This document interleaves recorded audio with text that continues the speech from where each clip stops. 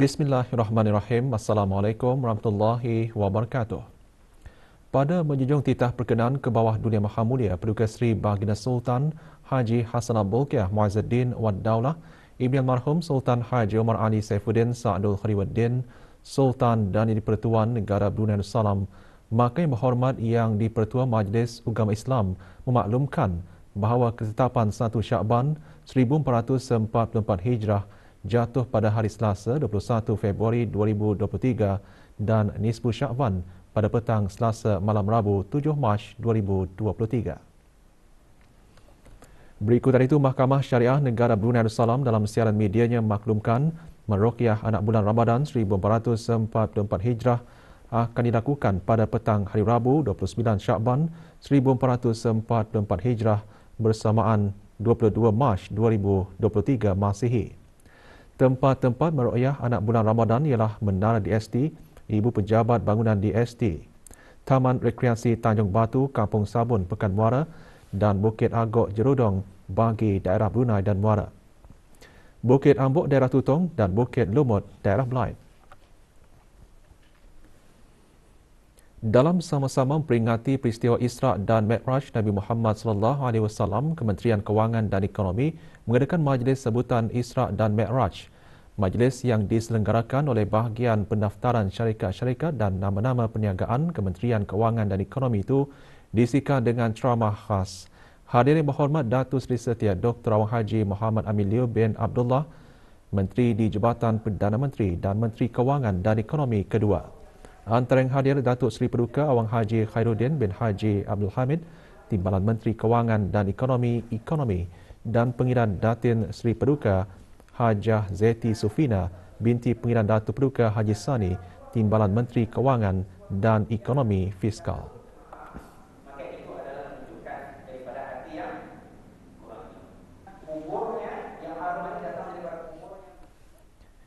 Peristiwa Isra' dan Mi'raj sebagai kurniaan Allah Subhanahu Wa Taala kepada Nabi Muhammad sallallahu alaihi wasallam itu satu pengalaman perjalanan secara rohani dan fizikal baginda dari Masjidil Haram di Mekah ke Masjidil Aqsa di Palestin. Melalui peristiwa ini, ibadah sembahyang diperintahkan oleh Allah Subhanahu Wa Taala secara langsung kepada Nabi Muhammad sallallahu alaihi wasallam.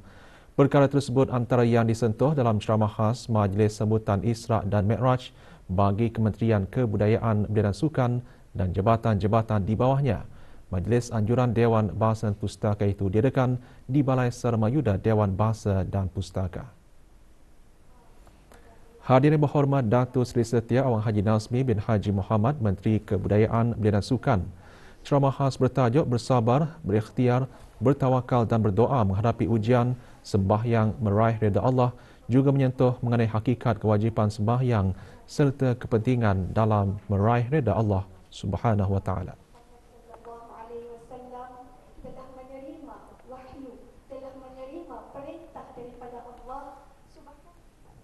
Negara Brunei Darussalam dan Thailand mempunyai hubungan pertahanan dua hala yang erat sejak sekian lama dan terus diperkukuhkan melalui pertukaran yang kerap antara kedua-dua negara.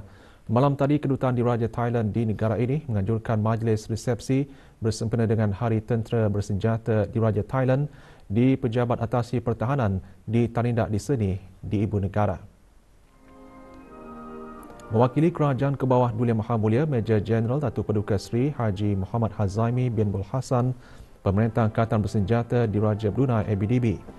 Penyampaian tanda penghargaan disampaikan oleh Tuan Yang Terutama Bosara Kanchanalai, Duta Besar Istimewa dan Mutlak Thailand ke negara Brunei Darussalam kepada Pemerintah Angkatan Bersenjata Diraja Brunei. With the passage of time, the roles of the Royal Thai Armed Forces Thailand kekal komited dalam meningkatkan hubungan pertahanan dua hala bersama Brunei Darussalam dan akan bekerjasama rapat dengan para perwakilan Thailand untuk mengukuhkan lagi kerjasama yang sedia ada, antaranya dalam pertukaran pendidikan, menerokai kerjasama baharu dalam pelbagai bidang, antaranya dalam pertukaran teknologi pertahanan.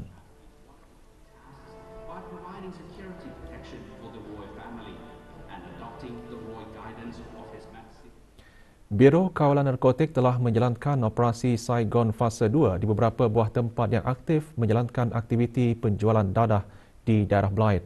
Projek ini merupakan operasi susulan kepada projek operasi Saigon dan menyasarkan suspek-suspek yang mempunyai kaitan dengan operasi Saigon yang telah dijalankan pada 19 dan 22 Disember 2022. Pada 20 Februari yang lalu, semasa operasi Saigon Fasa 2 yang dijalankan secara serentak di 5 lokasi berasingan di daerah Blythe, BCAN telah berjaya menahan 22 orang yang terdiri dari 18 lelaki dan 4 perempuan dalam lingkungan umur 17 hingga 53 tahun dan merampas 282.76 gram syabu serta wang tunai berjumlah RM2,630 dipercayai hasil daripada kegiatan pengedaran dadah.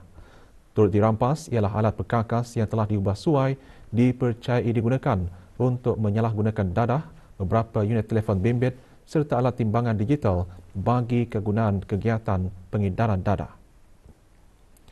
Salah seorang suspek utama dalam operasi Saigon Fasa 2 ini akan didakwa di bawah Seksyen 3A Akta Penyalahgunaan Dadah APD Penggal 27 itu atas kesalahan memiliki dadah terkawal bagi tujuan mengedar melebihi dari 100 gram syabu dan jika sabit boleh membawa hukuman gantung hingga mati. Manakala seorang lagi suspek utama operasi Saigon Fasa 2 ini merupakan anak kepada dalang operasi Saigon yang telah ditumpaskan sebelum ini. Walaupun bapa suspek tersebut telah ditahan dan disiasat atas kesalahan memiliki dadah terkawal bagi tujuan mengedar yang boleh membawa kepada hukuman mati, namun ini tidak menghalang suspek dari turut terlibat dan meneruskan aktiviti pengedaran dadah yang didalangi oleh bapa suspek.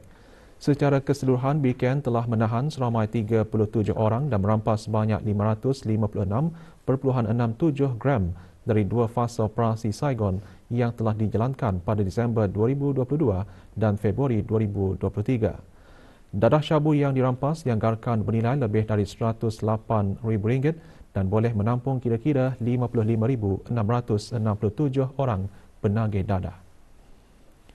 BCAN mengingatkan kepada orang ramai yang operasi-operasi bertujuan bagi melumpuhkan rangkaian pengedaran dadah akan terus dilaksanakan bagi melindungi masyarakat dan pertahankan keselamatan negara daripada anasir-anasir dadah haram.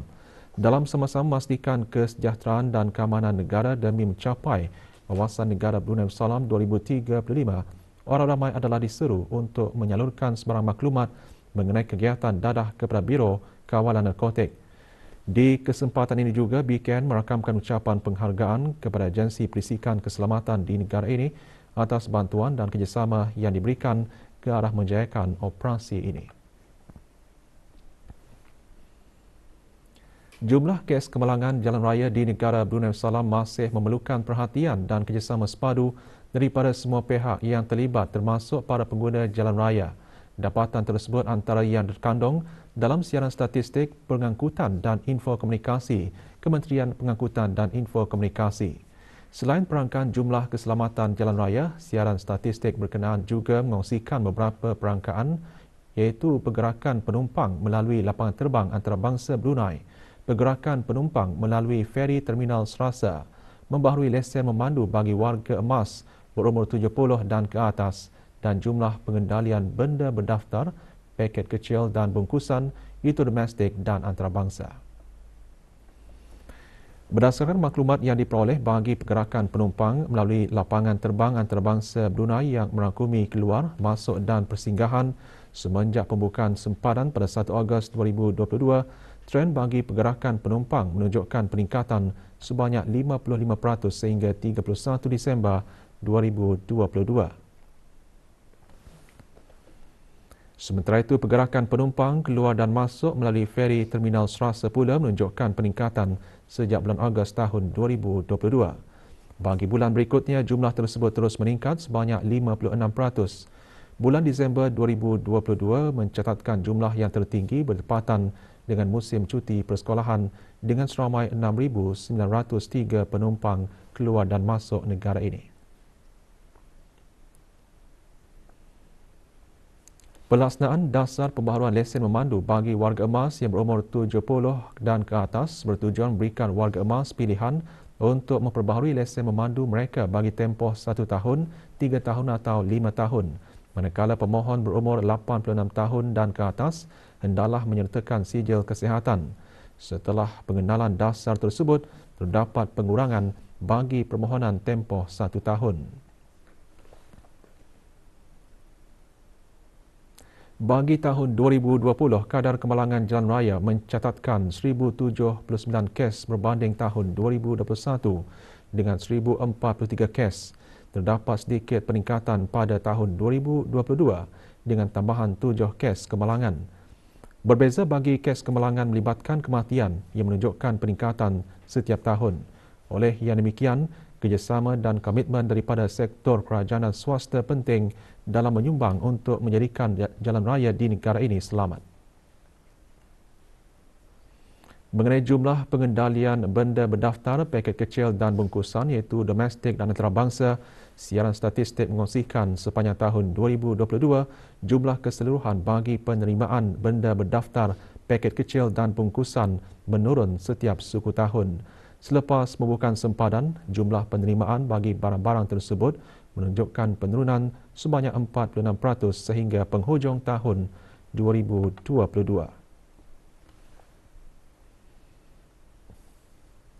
Sempena ulang tahun sambutan Hari Kebangsaan Negara Brunei Darussalam ke-39, Pusat Sejarah Brunei dengan kerjasama Persatuan Sejarah Brunei Persebar dan Persatuan Filatelik Kebangsaan Negara Brunei Darussalam mengukaikan program bicara sejarah The Postal History of Brunei 1895 to 1988 bertemakan STEM sebagai sumber sejarah. Program berlangsung di Pusat Sejarah Brunei Ibu Negara.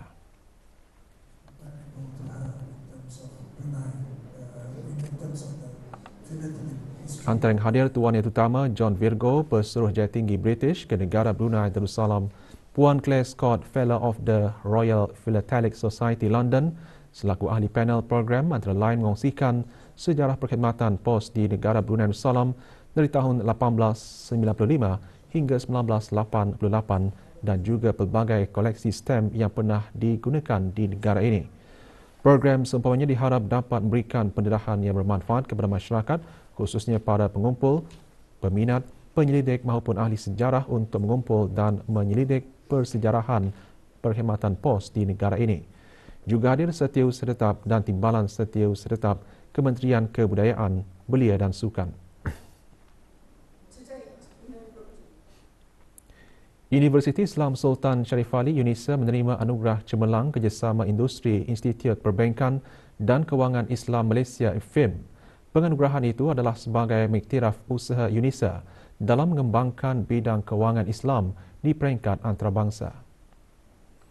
Anugerah yang disampaikan semasa majlis pengundian sijil keempat IFIM di Kuala Lumpur diterima oleh Dr. Haji Nur Arfan bin Haji Zainal, Rektor UNISA, dan Dr. Abdul Nasir bin Haji Abdul Rani, Dekan Fakulti Ekonomi dan Kewangan Islam FIKIM UNISA. Menurut sumber dari IFIM, UNISA merupakan institusi pengajian tinggi antarabangsa pertama yang menerima anugerah tersebut.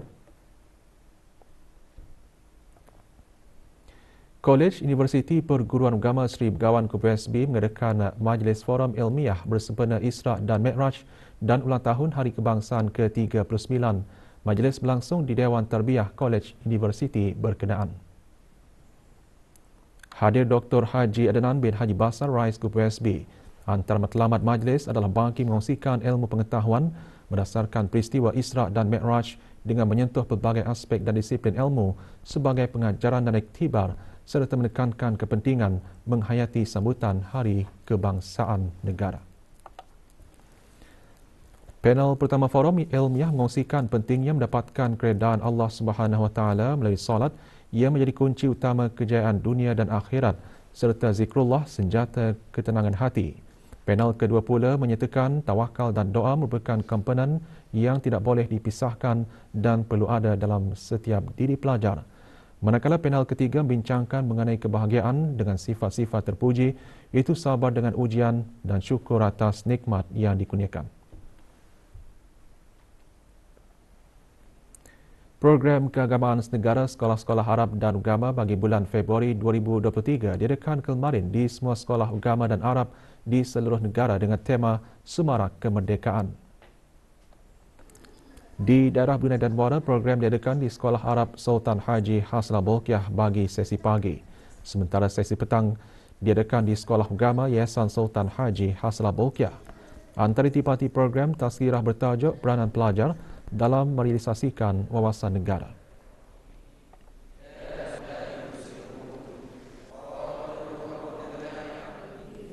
Di daerah Belait, tumpuan utama program di Sekolah Agama Pengginaan Anak Puteri Rashidah Salatul Bolkiah Seria. 580 orang pelajar dari darjah 4, 5 dan 6 menyertainya. Program antara lain diisikan dengan tazkirah bertajuk merealisasikan wawasan negara.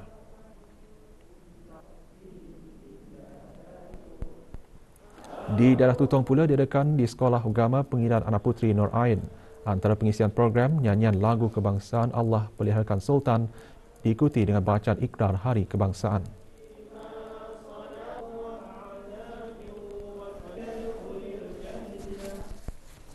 Manakala di daerah Temburong tertumpu di Sekolah Arab Temburong, antara pengisian program bacaan selawat tafrijiyah dan bacaan doa kesyukuran Hari Kebangsaan.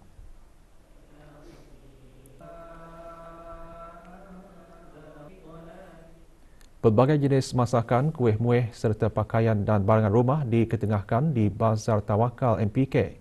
Bazar dihasrat membantu menjana ekonomi dengan memberi peluang kepada anak-anak tempatan khususnya para belia bergiat dalam perniagaan.